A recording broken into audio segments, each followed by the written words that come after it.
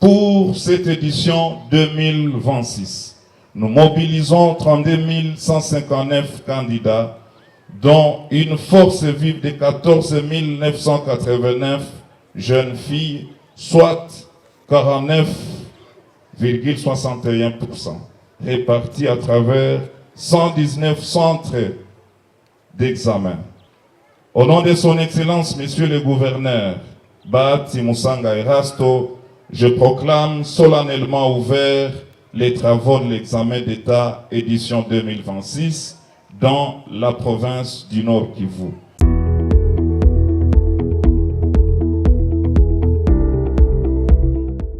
Ku badukurikiye rero aho muri hirya no hino mbabwire ko turi muri Repubulika Iharanira Demokarasi ya Kongo, tukaba turi muri province ya Nord Kivu, turi muri site ya Sake. Ahangaha rero na harimo gutangizwa ibizamini by'abanyeshuri, ni ibizamini bya leta 2026, ni ku banyeshuri bashoje secondaire.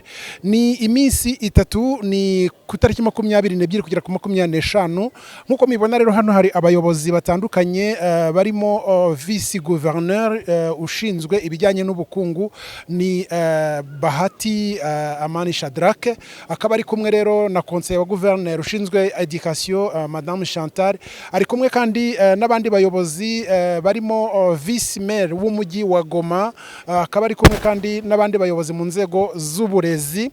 Ni umunsi rero umuntu yavuga yuko mu gihe province ya Nord Kivu yabayemo intambara, aka gace ka Sake kabayemo intambara ikomeye cyane, yari mu marembo yo gufata umujyi wa Goma. Na amashuri yahuye n'ibibazo, amasasu n'intambara, abana bariruka, n'ibikoresho bimwe by'ishuri bigenda bitwikwa, harimo intebe n'ibindi n'impunzi zagiye ziza mu mashuri. Nyuma y'ibi bihe byose rero uburezi bwaciyemo, abanyeshuri basubiye ku ishuri, bityo ahangaha kuri uyu munsi mukaba mubona ko hagiye gutangira ibizamini bya leta ku banyeshuri nk'uko turi buze kubikurikirana. Mu ijambo ry'ikaze rero abanyeshuri bakaba bahawe ikaze ndetse n'ababyeyi mu nzego zose zitandukanye. Hanyuma vice gouverneur mu ijambo rye akaba yashimiye abanyeshuri bagerageje kwiga mu bihe bikomeye, akaba yashimiye ababyeyi bafashije abana, ashimira ndetse n'igihugu cy'u Rwanda cyafashije bamwe mu banyeshuri mu gihe hari icyorezo cya Ebola, hakaba korwa ibizamini ku banyeshuri batari muri Repubulika Iharanira Demokarasi ya Kongo, bamwe bakajya kuri centre congolaise iri Kigali, abandi bagakorera ibizamini rero mu mujyi wa Rubavu. Dû à l'épidémie de la maladie à virus Ebola, a fait preuve d'une diligence exemplaire en facilitant la logistique liée au groupe scolaire consulaire congolais de Kigali, garantissant ainsi la continuité pédagogique ainsi que pour le centre circonstanciel de Gisenyi. Cette coopération, alliée à l'appui multiforme de l'UNICEF, partenaire historique de notre système éducatif, nous rappelle une vérité cardinale. L'instruction est un sanctuaire que nulle contingence ne devrait entamer. Chers finalistes, vous vous tenez à la croisée des chemins. L'examen que vous allez affronter n'est pas un obstacle, mais le miroir de votre maturité et de vos aptitudes partiellement forgées. Ayez foi en la rigueur de vos efforts, car pour reprendre les mots immortels du président américain John Kennedy, nos progrès en tant que nation dépendront de nos progrès en matière d'éducation. L'esprit humain est notre ressource fondamentale. Puissiez-vous donc, par votre réussite, devenir catalyseur de ces changements tant entendus.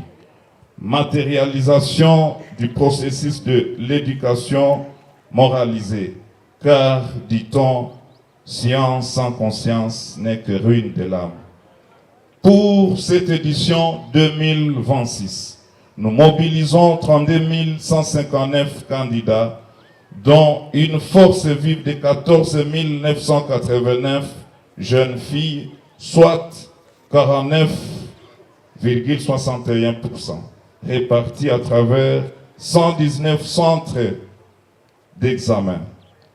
Je vous donne l'assurance que des mesures rigoureuses, tant sur le plan sécuritaire que logistique, ont été édictées pour sanctuariser cet espace de vérité intellectuelle du 22 au 25 juin 2026. Au nom de son Excellence, Monsieur le Gouverneur, Bahati Musanga Erasto, je proclame solennellement ouvert les travaux de l'examen d'État édition 2026 dans la province du Nord Kivu. Que l'excellence soit votre boussole et le succès votre récompense. Je vous remercie. Ngibi rero turakurikirana uko uyu munsi n'uyu muhango urimo kugenda hano kuri iri shuri nkuko murimo kubibona rero hagiye gutangira ibizamini hatanzwe rero na programme yuko ibizamini birakorwa hano muri iki cyumweru. Ngende Jean Baptiste nibishaka rero reka dukomeze dukurikirane hano uko gahunda zimeze. Voici ici pour la présentation des marques d'examen d'État édition 2026.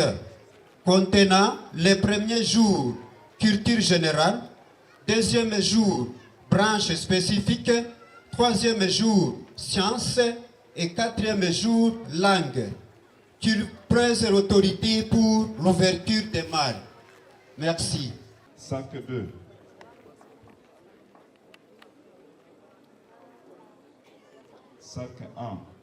Bibaye kandi nyuma y'iminsi mike ibizamini byo mu mashuri abanza nabyo bitangiye abana bakaba barabikoze mu mutekano. Ihuriro Alliance Fleuve Congo rikomeza rirwanira umutekano kugira ngo abakuru n'abato babashe kugira umutekano ndetse n'iterambere. Ari narwo rwego ibi bizamini byakozwemo benshi bakaba bibaza gukuntu abanyeshuri bazakora ibizamini urukande rwa leta rugatanga ibizamini bikagera mu gice kiyoborwa n'iri huriro Alliance Fleuve Congo. Twabibutsa yuko ku bufatanye bw'ishami ry'umuryango w'abibumbye ryita ku bana UNICEF ari ryo rigira uruhare mu gukwirakwiza no gutanga ibi bizamini ndetse n'ibikoresho kugira ngo bigere kuri za centre scolaire. Ibizamini biza bifunze neza bifitiwe icyizere abana bakabikora. Tugarutse ku mwaka ushize ibijyanye n'ibizamini abanyeshuri bo muri iki gice ihuriro AFCM 23 riyobora bakaba barakoze ibizamini yewe banatsinda neza. Majina ni Kabuo Siboa Christelle. Unasomea wapi? Nasomea ku Institut Mubambiro Sake. Na leo tunafika hapa kuona jinsi munaanza examen. Tuambie sasa mlijiprepare namna gani kwa hii examen? Kwa hii examen tulifanya mamaki, tukasoma, tukajifunza ili tuwe tayari kukifanya examen kwenye centre la examen. Manake ulisoma somo gani? Unasoma mu section gani? Niko mu 4e nutrition yani 6e. Est-ce qu'il n'y a pas de difficulté que vous avez reçu ici après la guerre qui est passée ici? Après la guerre, nous avons trouvé qu'il y a eu beaucoup de massacres, de morts, ainsi que de brûlures de maisons. Oui. Il y a plusieurs causes. Je vais citer seulement ça. Mais c'est déjà passé? C'est déjà passé, mais il y a une... Les escars. Qui ne manque jamais. Hapa Sake ni eneo ilipatikana kwa magumu sana katika vita ilikuwa hapa sasa, lakini watoto wakajikaza wakasoma, leo wamefika sasa kwa hatua ya kufanya examen d'etat 2026. Nari Jean Baptiste nibishaka twari muri Republika Iharanira Demokarasi ya Kongo, tukaba twari muri teritwari ya Masisi Isake, aho twari mu bizamini by'abanyeshuri examen d'etat 2026.